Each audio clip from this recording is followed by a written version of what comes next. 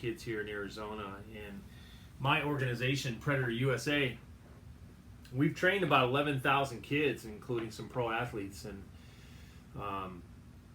many travel teams along the way, competitive travel teams, and we've done some great things. And let's talk a little hitting today. Let me ask you guys a question though, and I ask this of my students too on a daily basis. What are you guys doing on the training side to get better every single day? I see, especially in Arizona, we see the lack of training that goes on your own because kids want to play. They just want to play games. The competitive travel teams in Arizona have gotten diluted. Every Little League All-Star coach thinks they can coach a high-level travel team, and I'm not putting them down. I think it's great that they can get out there and do that, but the talent's got so diluted that some of the best kids should be playing with some of the better teams, and it's just not the case. There's so many teams out right now that we can't put together a competitive team for a lot of people. But the question was, what are you doing every day training-wise? I see a lot of mistakes in how kids train because they just want to get out there and showcase their skills on the field. Except we already know that if you're not really good at what you do on the field, you're going to showcase just on what you don't know. So I always tell people there's a triangle. There's a training, there's a playing, and there's a practicing triangle that in my organization we adhere to, and we try to attach. And I tell people, attach a certain percentage to those numbers. Where do you want to kind of fit in? And when we look at the triangle, most people put, that I want to practice 50% or 25% of the time. I want to train 25% of the time, and I want to play 50% of the time. And something, if that's your triangle, that's great. And I think once you reach a high level in baseball, that's probably how it goes. But I say at the younger levels, I think you should practice on training more.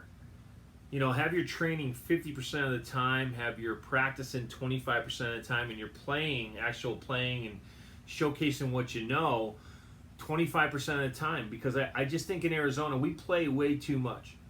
And we don't focus on skill development.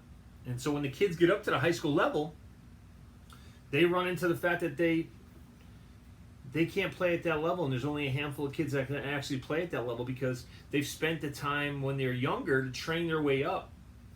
So, and I think that's a big mistake that parents make, is that they jump around from travel team to travel team because they want their kid to play on so many teams, and they just want them to play every weekend because they think that's how it's going to go, and they don't get any training in the meantime, and therefore their skills just kind of stay level. Where this kid who couldn't make a team, when he was younger, decided to train and work hard and play and do some things occasionally, and now this kid is at the top of his game because he knows how to train, and he can actually get better with his abilities, mechanics, and everything else. So, but I see that as a huge mistake in Arizona. Now, when we talk about hitting, I always tell people, besides training, once you're done with training, let's talk about focusing on the game.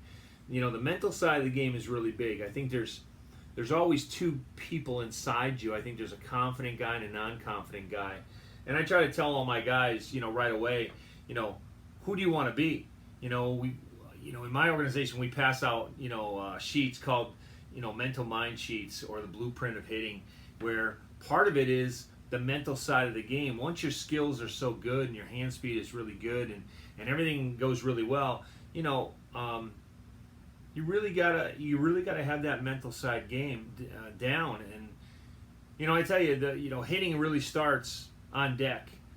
You want to be able to study that pitcher, understand what his tells are. Does he drop his arm on an off speed? And you don't want to wait to get in the box and to see him the first time so you can see his velocity. And I always say there's a blueprint of how people are.